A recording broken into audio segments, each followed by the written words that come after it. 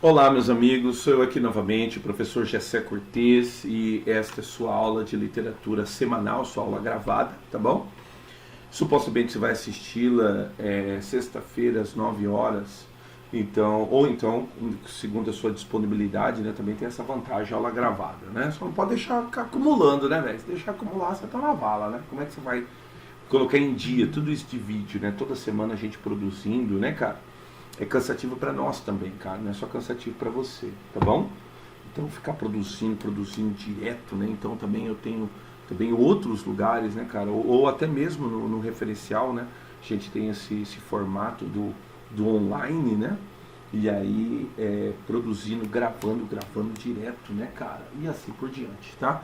Não sei se você viu, ontem eu mandei uma arte, né? Uma poesia, uma arte do próprio Rubênio, né? Promovendo a poesia dele, Vias do Infinito Ser, sempre lembrando, tá? Do Vias do Infinito Ser, dia 7 de novembro, a live com o autor, tá? Compre o seu exemplar, compra, cara, compra porque é legal você fazer parte, né, ou incentivar esse ciclo da cultura, tá? Compra o seu exemplar e aí no dia, se Deus quiser, aí em novembro, né, se Deus assim permitir, alguns alunos talvez sejam autorizados a participar, quem sabe aí você com o seu exemplar, aí ele autografe, né, posso fazer um autógrafo aí para você ter sua versão autografada, que é legal, né, cara? Pois bem, então o que acontece, cara, eu prometi, né, para essa primeira fase, eu falei, fiz um vídeo, né, dedicando a Manuel Bandeira, né? E aí nós fizemos a nossa aula ao vivo falando a respeito de Oswald, né? E falando a respeito do Mário de Andrade, né? Que são três nomes, assim, ícones, né? Contudo, né, cara, o que acontece? São outros nomes também que compuseram essa primeira fase. Então amanhã, ou melhor, daqui a pouquinho, né, às 10 horas, eu penso em resolver tanto exercícios da apostila, quanto exercícios que eu vou providenciar, tá? Vou mandar para vocês, para que a gente possa fazer a nossa aula de resolução da primeira fase. E assim a gente põe um basta na primeira fase, sempre lembrando, tá? Do pré-modernismo para cá, você coloca pré-modernismo, vanguardas europeias e primeira fase modernista, elas são muito incidentes, né, no Enem, tá? Então o Enem gosta muito dessa parte para cá. Então coloque em dia seu estudo da primeira fase modernista, tá? Então vamos lá, vamos a eles, então. Primeira fase modernista, eu chamei aqui de outros autores, né? Isso mesmo, os autores modernistas. Então vamos lá. Então, esse slide aqui eu já repeti, né? Nós dividimos o modernismo em fases, tá bom? Primeira fase de 1922 a 1930, então é a parte que nós chamamos de primitivista, né? É a parte dos iconoclastas, tá? Que vai até 1930.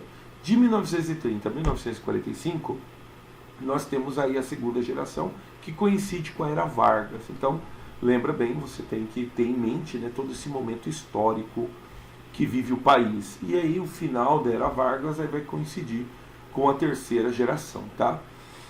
De 1945 a provavelmente aí a gente marca até 1964, que é o começo da ditadura militar, tá bom? Então lembra sempre, é uma arte de liberdade, tá? A liberdade da arte, o rompimento com a sintaxe, a valorização de uma língua genuinamente brasileira e a liberdade formal. Então isso vai fazer com que determinados artistas, não todos, mas alguns vão fazer uso aí de um determinado sarcasmo, uma determinada ironia muito presente em Oswald, né? E a mitologia brasileira presente em Mari, você vai ver aqui também, vou mostrar para você Raul Bop, né?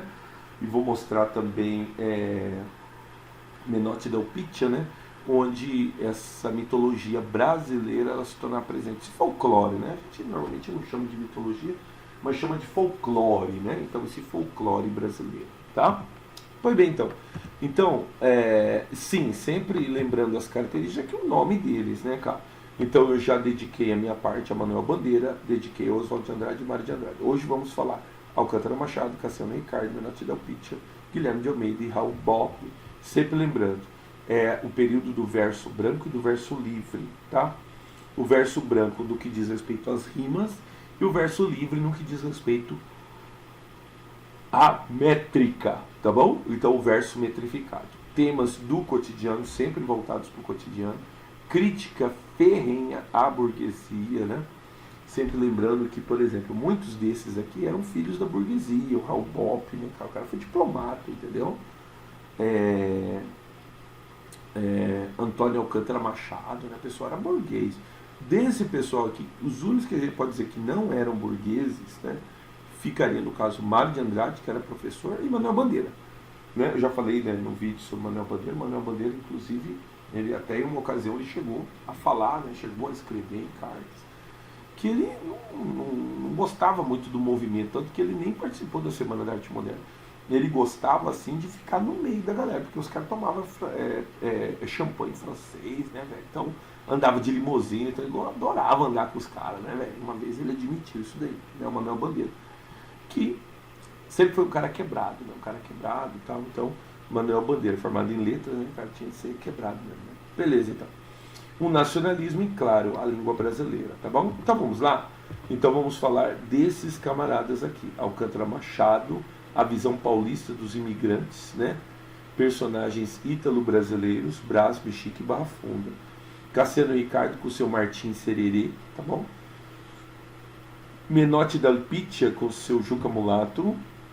Guilherme de Almeida, né, com suas poesias, aí eu destaco a Canção do Expedicionário. E Raul Bopp, né, cara, com o seu folclore amazônico em Cobra Norato. Vamos tentar um por um? Um por um. Então, primeiro aqui, Antônio Alcântara Machado. Uma breve biografia, né? Antônio Castilho de Alcântara Machado de Oliveira nasceu em 25 de maio de 1901, em São Paulo. Nessa cidade formou-se na Faculdade de Direito, durante a qual publicou sua primeira crítica literária para o Jornal do Comércio. Após esse fato, passou a colaborar para este jornal até tornar-se redator-chefe do jornal, tá? Formou-se, mas não chegou a exercer a profissão. Não foi advogado, tá? Porque estava atrelado à carreira jornalística. Os movimentos modernistas na literatura começavam a se despontar com a Semana da Arte Moderna, da qual o escritor não participou, tá? O Alcântara Machado não participou. Contudo, depois tornou-se um grande amigo, né, de Oswald de Andrade. Adere ao movimento que tornou um dos nomes, e se tornou, né, no caso ficou faltando aqui, um dos nomes mais significativos da prosa da geração de 1922. Então nós temos, né, algumas obras inacabadas, no caso o romance Mana Maria, 1936, e aí a grande obra dele, né, cara, Brás, Bexiga e Barra Funda, né? Laranja da China, 1928, e algumas crônicas muito conhecidas como Patê Baby e Cavaquinho e Saxofone, algumas crônicas. Em Brás, Bexiga e Barra Funda, talvez sua obra maior, foi tema inclusive da UFMS, né, de um dos vestibulares. Isso eu estou falando 2006, 2003, 2002, teve muito tempo, tá? Então nada que você venha considerar para agora, mas foi tema da UFMS sim, tá? O livro conta a respeito dos bairros, você consegue reconhecer? São bairros nitidamente italianos. Eu tive a oportunidade de conhecer o Brás, né? Não fui nem no Bexiga nem no Barra Funda, mas são bairros genuinamente bairros italianos, de ítalo-brasileiros, tá? Então, ele fica muito famoso, né, por essa sua temática, né? A temática de falar do imigrante. Claro, eu acho que eu já falei em alguma outra circunstância, que grande parte dos habitantes de São Paulo eram imigrantes. Alguém chegou a falar até de 50%, tá? Chegou um tempo ali nas primeiras décadas do século XX, que algo em torno de 50% dos habitantes de São Paulo era composto de imigrantes e imigrantes italianos. Então é muita gente que veio para o Brasil, em especial para São Paulo, tá? Por isso, ali, hoje você está ligado, né? Barra Funda é onde fica o CT, né? O Centro de Treinamento do São Paulo, do Palmeiras, né? Diz que é um do lado do outro, né? Não sei se é verdade. Diz que é um do lado do outro. Um lado Palmeiras, outro lado São Paulo, né? Por quê? Porque são bairros mais tarde, né, que vão se tornar bairros prósperos, né, bairros aí que mais tarde se tornarão bairros da burguesia de São Paulo, isso mesmo, entendeu? Então, que contrapõe, por exemplo, com o pessoal de Itaquera, né, Corinthians, que daí são de origem humilde, né, de origem de proletariado, de funcionário mesmo. Então, o time, né, Corinthians, nasce como time de funcionários, time de operários, né? Não preciso te contar que o primeiro nome do Palmeiras foi Palestra Itália, né? Porque justamente por causa dessa sua ligação, né, estrita, né, com o imigrante italiano, tá? Então esse Antônio Alcântara Machado. Vamos para outro? Esse Cassiano Ricardo, cara, do poeta verde e amarelo, por quê? Porque foi um dos idealizadores, né, do verde amarelismo, uma corrente, né, pós Semana da Arte Moderna. Então lembra, a Semana da Arte Moderna, o que ela faz? Ela faz desencadear vários movimentos. Um deles são as revistas e os manifestos, né? Então as revistas, no caso, tem a revista do Verde Amarelismo, né? A revista Festa, a Revista e a revista Classlon, né? Que são promotoras desse modernismo de primeira fase. E depois os manifestos, o Manifesto da Poesia para o Brasil, depois o Manifesto do Verde Amarelismo e depois o Manifesto da Antropofágico, né? Cassiano Ricardo Leite nasceu em 26 de julho de 1895, em São José dos Campos, cara, ali do Vale do Paraíba, filho de Francisco Leite Machado e Minervina Ricardo Leite. Após terminar os estudos em sua cidade natal, muda-se para São Paulo, onde matricula-se no curso de Direito. Então você vê, todos eles, pessoas abastadas, pessoas, né, que conseguiam, por exemplo, terminar curso superior, que concluiria em 1917 no Rio de Janeiro. Então, né, capital do país, tá? Formado, retorna a São Paulo, tornando-se um dos líderes do movimento pela Semana da Arte Moderna, que ocorreria em 1922. Então ele participa ativamente da Semana da Arte Moderna, tá? Participando de grupos, por exemplo, o grupo ANTA, né? E o Verde e Amarelo, junto com nomes como Cândido Mota Filho, Menotti Del Pitia, Plínio Salgado, e eu vou falar bastante dele aqui também, o Raul Bock, tá? A Mentirosa de Olhos Verdes, uma das obras de 1924, Martim Sererê, que é talvez uma das obras mais célebres, todos os romances, tá? Canções da Minha Ternura, Poesia e Marcha para o Oeste, tá? 1940, você vê que o pessoal viveu bem, né, velho? Beleza, esse aqui, Menotti Del Pitia, mais de uma vez ele evoca para si, né, a autoria da Semana da Arte Moderna, né? Então ele fala que ele que pensou, junto com o Oswald de Andrade, sobre a Semana da Arte Moderna. Escritor e poeta, um frequentador, posso dizer assim, da Garçoniere, né, de Oswald de Andrade, né? Então o apartamento que Oswald mantinha em São Paulo, que era para discutir a respeito de arte e tal, e alguns diziam também que eram para aventuras amorosas do Oswald. Mas tá bom então. Escritor e poeta, pintor, escultor brasileiro, nascido em São Paulo, capital, de destacada atuação no movimento modernista. Autor do poema Juca Mulato, né? Eu falei, isso mesmo.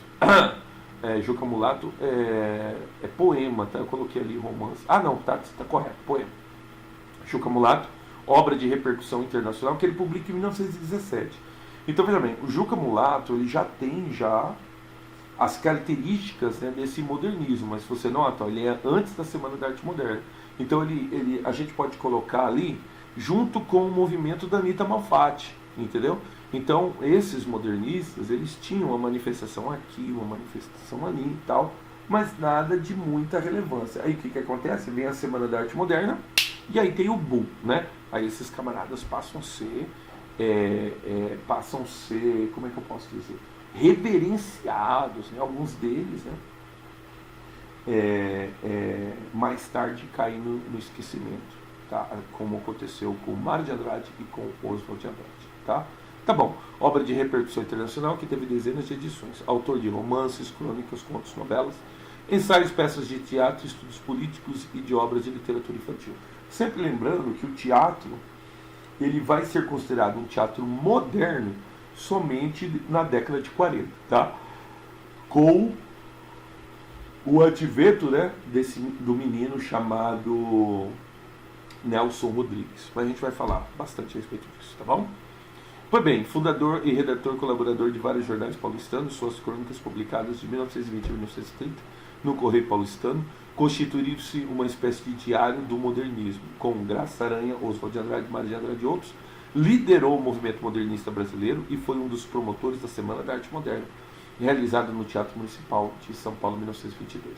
Então o poema, né, Juca Mulato, muito famoso, O Crime daquela Noite, um romance, A Mulher que Pecou, um conto, e Suprema Conquista, que é uma peça de teatro, tá? Menotti, Del Piccia, tá? Então, volto a dizer, evocou várias vezes para ele a autoria da Semana da Arte Moderna. Muito bem, quem que é esse aqui? O Guilherme de Almeida, cara, nasceu em Campinas, São Paulo, 1890, e formou-se em Direito em 1912. Nos anos seguintes, conciliou o exercício da profissão de advogado com trabalhos como jornalista literário, tradutor e principalmente poeta, tá? Em 1917 teve publicado o seu primeiro livro, Nós, tá? Não coloquei aqui da relação.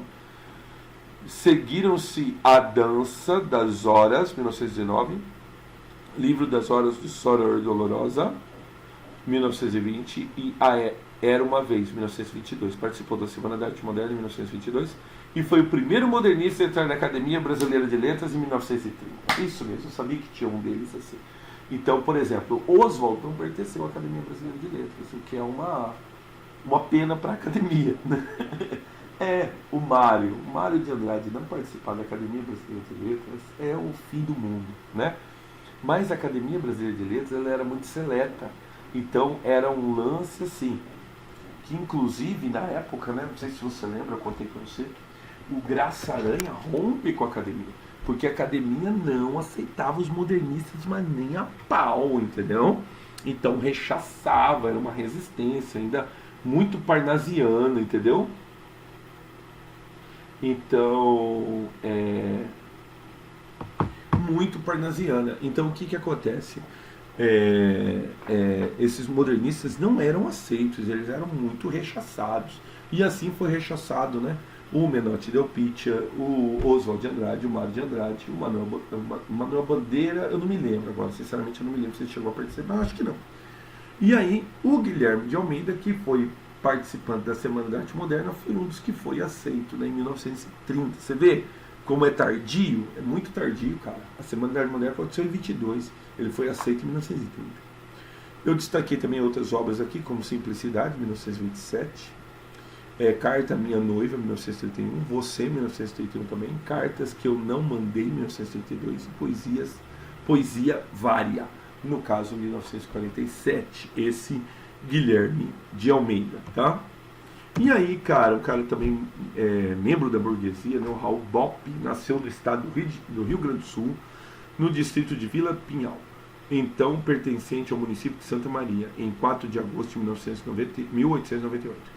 Participou da Semana da Arte Moderna ao lado dos seus amigos ilustres, no caso, Menotti Del Piccia, Oswald, né? Muitas das obras de Raul Bopp foram inspiradas em suas viagens, hábito do escritor desde sua juventude. Assim, com o fim do movimento antropofágico em 1929, vai para o Oriente. 2 anos depois, publica integralmente seu livro Cobra Norato, um poema, tá?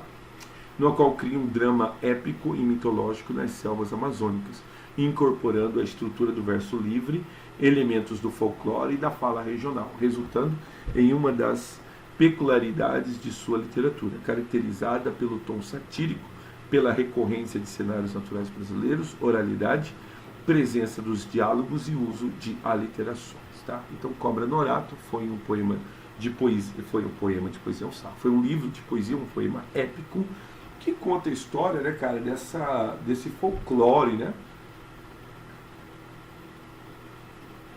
Por exemplo, no que ele se inspira? Ele se inspira na lenda do Boto. Então existia na época, né, lá na região amazônica, região ali, Pará, Amazonas, né, a lenda do Boto.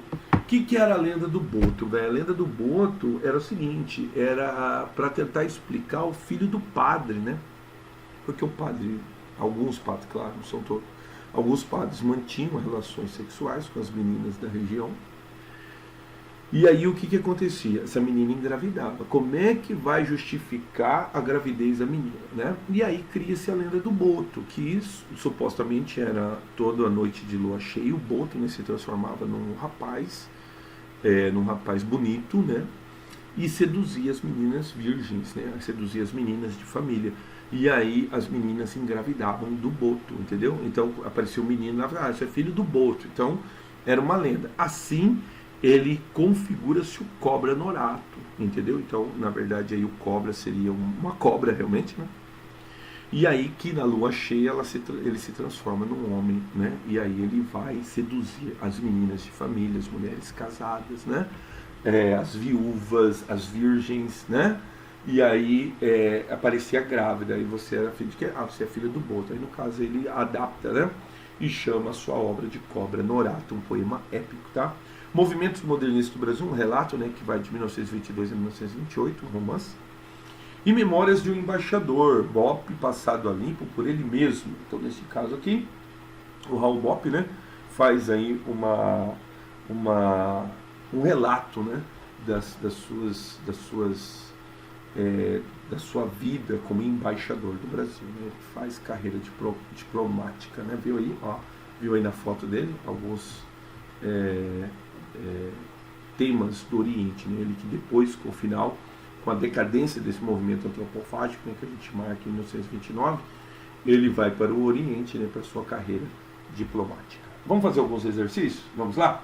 Faz alguns exercícios comigo aqui, tá vendo? Diz lá, PUC de Campinas, considere os textos abaixo. Aí eu tenho um texto do Menotti Del Pitta, né? Texto 1. Uma arte genuinamente brasileira, filha do céu e da terra, do homem e do mistério, né? Evocando aí esse folclore brasileiro, tá? Acredito que o lirismo nascido do subconsciente, acrisolado num pensamento claro ou confuso, cria fases que são versos inteiros, sem prejuízo de medir tantas sílabas, com acentuação determinada, tá? Então, neste caso aí, um trecho de Mário de Andrade. Tá bom. Assinar as ideias pregadas durante a Semana da Arte Moderna, presentes nos textos acima, que vai, claro, compor toda a primeira fase, né? Que nós chamamos a fase primitivista. Diz assim, letra A, valorização das coisas brasileiras e abandono de regras rígidas de arte poética tradicional. Correto, né, cara? Então os dois textos falam a respeito disso. Letra B, linguagem coloquial, valorização do folclore brasileiro, colonialismo cultural. Não fala sobre o colonialismo, muito pelo contrário, é um tema que eles vão rechaçar, eles vão valorizar sim o folclore, mas sempre rechaçando essa parte do colonialismo cultural. Tá? Letra C, versos livres e crítica à sociedade patriarcal brasileira. Aí dá-se um tom de protesto, né? Mas, pois bem, de uma certa forma houve, no sentido que eles reagiam contra a burguesia, que é um grande paradoxo, né? Que a maioria eram todos burgueses, né? Aí retirando ali o Mário de Andrade. Mas não é o fragmento dos textos. Os fragmentos dos textos falam sobre a valorização de coisas brasileiras. Por isso que a letra A é a melhor, até agora, tá? Letra D. Desejo de integração no mundo e atualização do que diz respeito às conquistas da técnica. Não sei nem explicar isso aqui. Tudo bem, não tem nada a ver, né? Letra E. Forma não tradicional da poesia, nacionalismo e preocupação com as coisas econômicas do atraso. Não. Não são engajados. Eles têm sim um ranço cultural, mas não do ponto de vista econômico, aí, questões políticas, tal. Não, eles não se envolviam, tá bom? Eles querem sim um padrão estético renovado que rejeite essa arte colonial e abrace a partir de agora essas tendências vanguardistas da Europa, mas é claro, é sempre regurgitada, isso é o tema do Manifesto Antropofágico, né? Sempre regurgitada numa arte genuinamente brasileira, tá bom? Por isso então que a resposta correta é a letra A. Então a resposta correta, letra A. Muito bem. Aí eu tenho o número 2. Acompanhe aqui comigo, ó. Na noite do dia 15, o sarau literário foi recebido com várias vaias e protestos. Menotti Del Pitta discursou sobre o ideário do grupo e o futurismo. Então, você lembra, né? Essa primeira parte dos modernistas, essa primeira leva, eles eram chamados de futuristas de São Paulo, tá? Atacando o anacrônico parnasianismo. Então, eles já consideravam o parnasianismo anacrônico, quer dizer, já está fora de moda já. Mário de Andrade leu o ensaio A escrava que não é Isaura, Ronald Carvalho, leu o poema do Manuel Bandeira. Sempre lembrando que Manuel Bandeira não estava lá, tá? Mas foi uma, como é que se diz, né? Uma ausência presente, né? Com o poema Os Sapos, né? Oswald de Andrade leu trechos do romance Os Condenados, né? Muitos dizem que Mário de Andrade, ou melhor, Oswald de Andrade, ele em favor da estética, ou melhor, da ruptura com a estética tradicional, ele cometeu alguns equívocos, né? Então ele se importava mais com a forma do que necessariamente com o conteúdo. Então, um dos equívocos foi Os Condenados, né? Os Condenados só uma obra só quer ser uma obra de ruptura mesmo. Diferente, por exemplo, de Serafim Ponte Grande e diferente de... Vou esquecer o nome agora. Serafim Ponte Grande e... Esqueci o nome da outra obra, que são obras realmente de relevância, né, quanto ao seu conteúdo, né? Muito bem. Esse era o grupo de frente de uma guerra contra a tradição poética e literária do século XIX. As ideias apresentadas nessa noite seriam bem mais sintetizadas em seguida. Observe o trecho acima, indica a alternativa incorreta. Então, você lembra, né? Eu gosto desse tipo de exercício, porque tudo aqui dá para você estudar. Vamos lá? Trata-se da semana de 22, que não foi bem recebida por um público não habituado com a arte moderna e ainda preso aos conceitos e parâmetros estéticos do século XIX. Correto, cara. Então, não foi muito bem recebida. E por quê? Porque ainda toda a sociedade ainda é presa ainda, né, aos padrões clássicos daquilo que se entendia como arte, como manifestação da beleza, tá? Muito bem. Letra B. Com o modernismo, os autores tentaram destruir toda a produção anterior baseada em parâmetros estéticos europeus. Verdade, cara. Tentam criar uma nova arte brasileira, sem qualquer influência. Não, aí não. Ou inspiração em tendências que não sejam de raiz brasileiras. Não, é claro que não. Então, eles se inspiram nos vanguardistas, mas sempre lembrando sobre aquele aspecto da antropofagia. Era pegar aquilo que os vanguardistas propunham e recogitar uma arte processada, uma arte que seja genuinamente nacional. Certo? Então tá. Então, supostamente, essa letra B tá errada, tá? Isso mesmo. Vamos para a letra C. O parnasianismo é a escola literária muito atacada pelo modernismo, especialmente por ter parâmetros estéticos e ideais artísticos muito diferentes dos proclamados pela arte moderna. Correto, cara? Então lembra, ele quer incorreta até agora a letra B. Por quê? Porque eles não abandonaram totalmente a influência europeia. Eles abandonam, sim, assim como os vanguardistas abandonam todo o passadiço da academia. Ah, tem que pintar assim, pintar assim, pintar assim. Não, eles abandonam completamente, tá? E como os vanguardistas abandonam a academia, os modernistas de primeira fase também, eles aproveitam esses conceitos de vanguarda e aí sim, sempre lembrando, reproduzindo uma arte genuinamente brasileira. Por isso que a letra B está errada, porque eles não abandonam por completo. Eles ainda assim têm influência muito forte das vanguardas europeias. Letra D. Oswald de Andrade é considerado líder e precursor do movimento modernista no Brasil, abrindo caminhos para alicerçar a arte moderna brasileira. Correto, cara. Então, neste caso aqui, o Oswald, né, um dos líderes. Por quê? Porque era um camarada... a gente conta aí pela quantidade de mulheres que ele teve. Ele teve, se não me engano, 4 esposas, né, 4 filhos, né? Então, 2 só com a mesma mulher, né? Depois ele teve com outras mulheres, né, os seus filhos. Dizem que era um homem que vivia cercado pelos filhos, que era um camarada muito carinhoso e tal, né? Mas que tinha sérios problemas de administração, né? Então foi consumindo a herança do pai, toda ela deixada em terreiro. Eu falei, né, no texto que fiz sobre o Oswald, a nossa aula ao vivo. Então ele é um camarada que acaba na pobreza, né? Acaba sustentado pelo sogro, né? O sogro que o sustenta. Mas tá bom então, letra E. O objetivo da arte moderna é romper radicalmente com o tradicional, destruindo o velho e criando o novo. Correto. Todas as corretas, a única errada é a letra B. Fechou? Muito bem. Faz mais esse aqui, ó. Universidade Federal de Minas Gerais, de certa forma recente, tá? 2010. O poema Cobra Norato, de Raul Bopp, representa o primitivismo, uma corrente estética e ideológica do modernismo brasileiro. Correto, cara, né? É verdade. Então, o primitivismo como uma inspiração. Por quê? Porque eles querem voltar, né, ao folclore, chamada, né, mitologia brasileira. Assinale a alternativa que não apresenta uma proposta dessa corrente. Vamos tentar? Letra A. Abandonar o beletrismo herdado da tradição colonial. O que é beletrismo? A bela letra, né? Então, a bela letra, como é que eu posso dizer?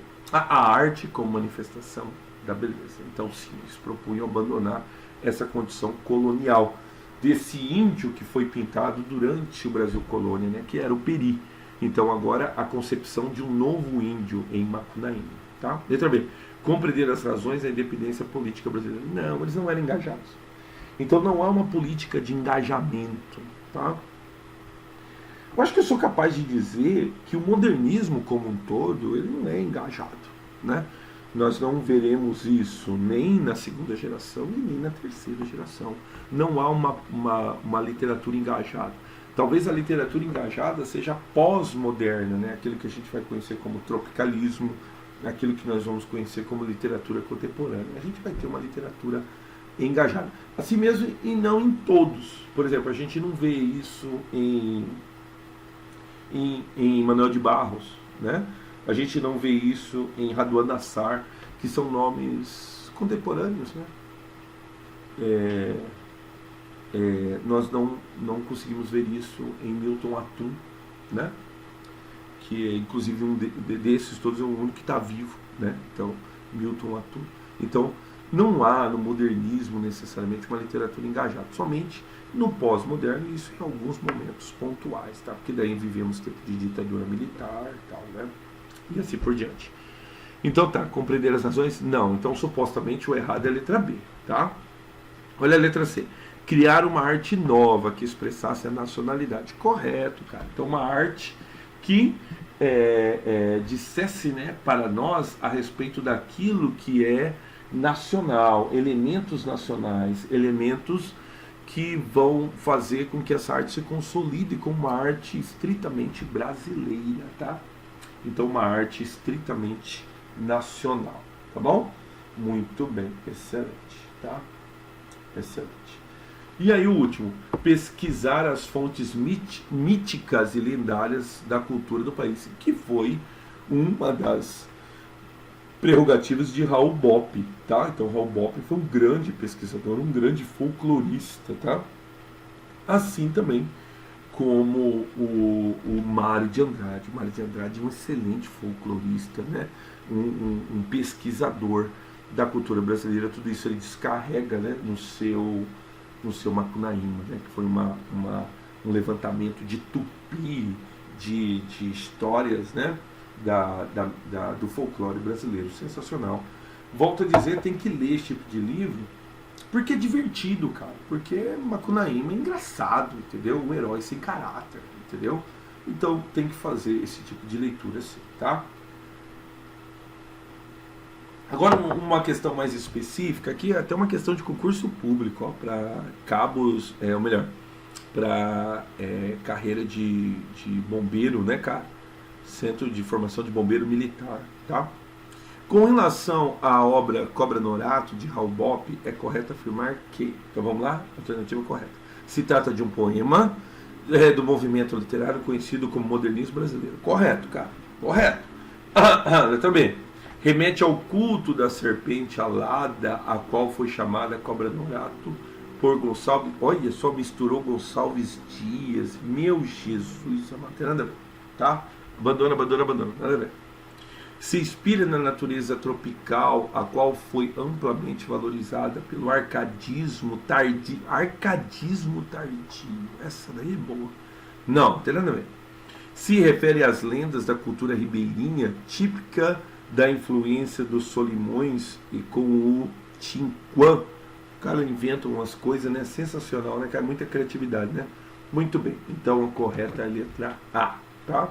Então aí, esses autores, né, como Raul Bopp, como Cassiano Ricardo, como Antônio Alcântara Machado, né, e como Menotti Del Pitta, tá? Nomes importantes dessa primeira fase do nosso modernismo. Sempre lembrando, tá, que fazer a leitura desse pessoal é ter contato com esse movimento primitivista. Então, é importante fazer. Importante porque é divertido, cara, porque é legal, né? Então, só para encerrar, falando, aí semana que vem vou resolver alguns exercícios sobre essa primeira, semana que vem. Agora, daqui a pouquinho, 10 horas, tá? Vou resolver exercícios. Então, fica aí a minha dica, cara. Fazer a leitura dos modernistas, por quê? Porque é divertido. Em Serafim Ponte Grande, cara, é uma aventura que envolve revolução, barco revolucionário, onde as pessoas, né, têm contato com a maconha. Ixi, é uma loucura, entendeu? E, claro, que não dizer Macunaíma, né, cara? Então, tem que fazer leitura, por quê? Porque é divertido. Então, Macunaíma é muito engraçado, cara. Então, Macunaíma, ele nasce feio, ele nasce... e é um índio negro, né, cara? Que gosta muito de tomar banho com as índias. Então, veja bem, é um menino que vai falar com 7 anos de idade, mas que já é um cara sexualizado. Ele gostava de tomar banho com as índias, entendeu? Então, é um safado, né, cara? É um herói sem caráter. Lembra quando eu especulei, né? Não é porque ele não tinha caráter. É um herói sem caráter por quê? Porque é um herói que ainda, como o Brasil, vai ganhando as suas características, ele vai adquirindo o seu caráter. E também acontece isso com o Macunaíma. O Macunaíma vai se transformando. Tanto é que ele fica branco, lembra? Então ele chega numa fonte, toma banho na fonte, quando ele vai buscar o Airaquitã, e ele fica branco, cara. Aí ele chega na cidade, diz o livro que ele fica uma semana sem falar nada, só olhando as máquinas, só olhando os carros, tal, né, cara? Então ele fica muito entusiasmado, né? E aí tem a parte, né, que ele encontra o Airaquitã nas mãos de uma mulher, e a mulher, como todo herói, né, cara, a mulher propõe um enigma. Onde a gente vê esse enigma? A gente vê o enigma no herói no Édipo Rei, né? No Édipo Rei tem um herói, ele tem um enigma. Então, no Édipo Rei, a Esfinge, né, propõe o seguinte enigma para ele. Propõe o que é que de manhã anda com 4 patas, na hora do almoço 2 patas e à tarde com 3 patas. Aí ele resolve o enigma, porque esse é o herói. O herói ele é inteligentíssimo, o herói é sublimado, né, cara? Um camarada além da normalidade, ele resolve o enigma, mata a esfinge, né? A gente tem essa mesma reprodução do enigma em Macunaíma, só que Macunaíma é um herói sem caráter. Ele não consegue, né, cara, decifrar os enigmas. Então, a mulher propõe 3 enigmas para ele, os 3 eles erram. E são enigmas maliciosos, né? Eu nem tenho coragem de reproduzi-los aqui. Vamos fazer o seguinte, eu vou reproduzir um para deixar registrado aqui, deixar gravado, tá? Um enigma. Por quê? Porque é justamente isso, é engraçado, entendeu? Ele rompe com a normalidade no sentido que ele é um herói, mas um herói malicioso, ele tem malícia. Então, no enigma que está lá no livro, são 3 enigmas, vou falar um, tá? Depois, se quiser saber os outros 2, você vai lá e lê o livro, tá bom? Um enigma foi o seguinte, a mulher perguntou para ele, o que entra duro e sai mole pingando? É claro que é o macarrão, entendeu? Era simples, era fácil responder. Só que Macunaíma errou, né? Por que Macunaíma erra? Porque ele encarna esse herói malicioso, esse herói, né, que se deixa levar, né, por exemplo, pelo comportamento do homem branco. Ele conhece a cachaça, ele se embriaga, né? Então ele fica perdido na noite, se envolve com prostitutas, com mulheres, se envolve em festas. Então volto a dizer, por que tem que ler Macunaíma? Tem que ler Macunaíma porque é divertido, cara, né? Porque ele encarna, vamos dizer assim, esse herói, né, cara? Esse personagem mais próximo desse jeitinho brasileiro, né? Que eu acho que em outra ocasião, eu acho que eu cheguei a falar, né, cara? Que é talvez um dos nossos grandes males, a nossa grande mazela, né, cara? O jeitinho brasileiro,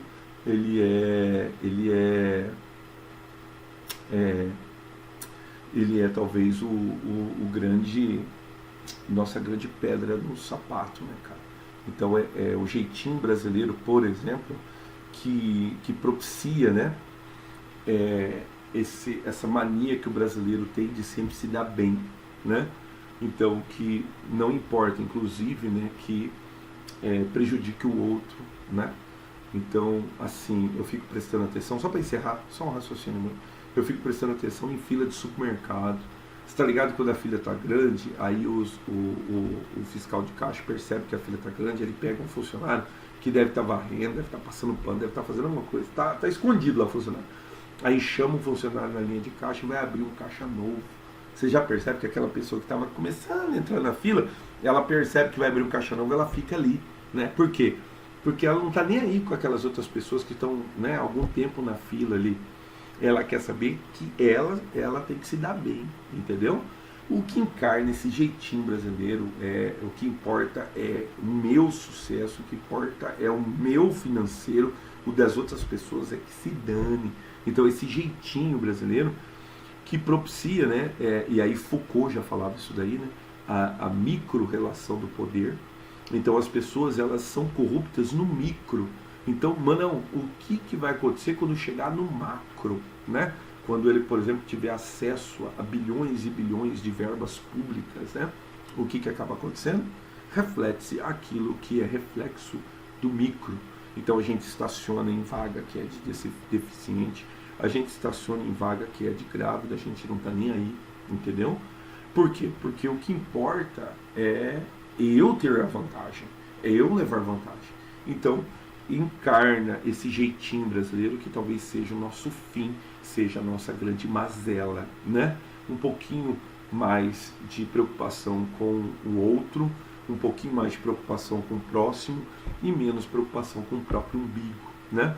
Eu acho que seria o caminho para uma sociedade melhor, tá bom? Bom, aí eu já estou devaneando, tá? Então tá bom, então. Um abraço, espero que você tenha gostado, tá? E até daqui a pouquinho, aí a gente vai só resolver exercícios sobre essa primeira fase, tá bom? Um abraço, meus amigos.